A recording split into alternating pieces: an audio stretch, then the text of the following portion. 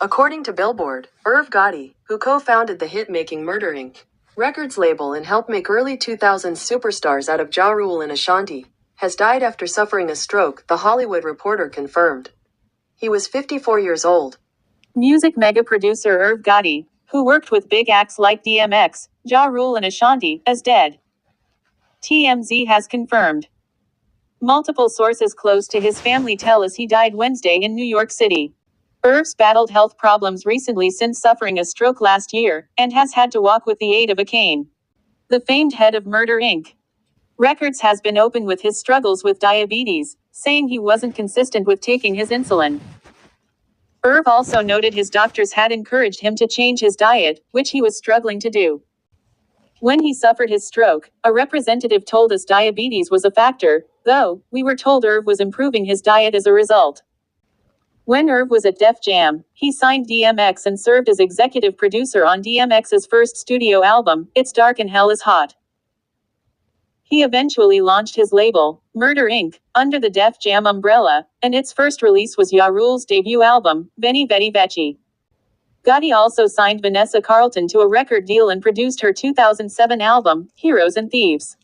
Irv and his former artist Ashanti had a war of words a couple years ago, when he opened up, on a now legendary, Drink Champs, episode, about what he described as their relationship. She fired back, saying it was never that serious to her, and accused Gotti of being salty he no longer had control of her career. The rise of Irv's label was the subject of the 2022 BET documentary, The Murder Inc. Story, and Ashanti felt that was also part of why they beefed, because she chose not to participate in the three-part series. In August, it was revealed that he had suffered the stroke 6 months earlier as a result of his battle with diabetes. Gotti raised concerns at the time when he was pictured using a cane to walk. His representative suggested he was on the upswing, as he had made healthy changes to his diet and was successful in making a full recovery, according to TMZ. Def Jam has lost one of its most creative soldiers who was hip-hop, said Lyer Cohen, former Def Jam CEO, in a statement. When we were on bended knee, he brought the heat and saved our ass. He comes from a very tight, beautiful family from Queens, and it's an honor and a privilege to have known him. Irv, you will be missed. The late record executive is best known for co-founding Murder Inc. with his brother Chris Gotti in 1998, but he also proved to be an in-demand producer and songwriter for hits by Jennifer Lopez, Ja Rule, Ashanti, among many other A-list hip-hop and R&B figures. Gotti's style proved to be commercial gold for many of those artists with crossover appeal in the early 2000s, as he fused radio-friendly melodies with traditional hip-hop beats. He was involved with high-profile remixes for Jennifer Lopez, among them the Ja Rule featuring I'm Real remix, 2001, which he co-wrote with the rapper and co-produced.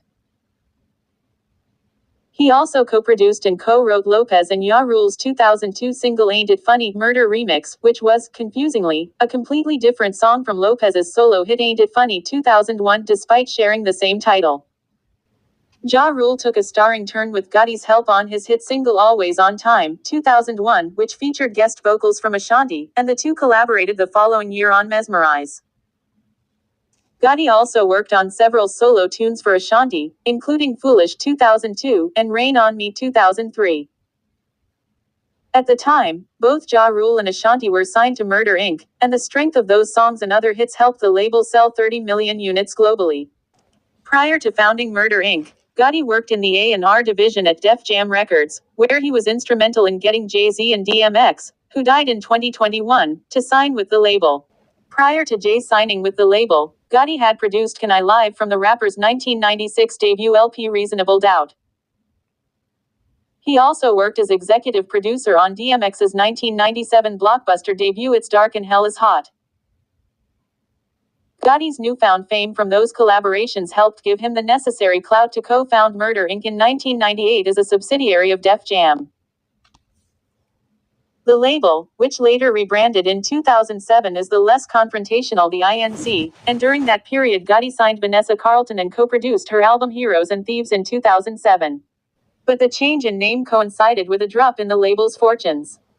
Despite its high-profile status, it failed to attract many high-profile acts, and the only solo stars to have released albums up to that time were Ashanti, Ja Rule, Carlton, and the singer Lloyd. After follow-up releases for Ashanti and Ja Rule underperformed compared to their earlier hits, the label began to shrink, and those headliners began to depart Murder Inc. one by one. But Gotti continued to offer his production services to major artists, including Kanye West, Fat Joe and Christina Milian. He was also able to take a starring role in several smaller-scale instrumental hip-hop albums released under his own name. Gotti faced significant legal setbacks beginning in 2005, when he and his brother Chris Gotti, born Chris Lorenzo, were hit with federal charges for money laundering and conspiracy to launder money. The two were acquitted in December 2005. Gotti spent less time working on music and the record business afterward, and he later focused on reality television.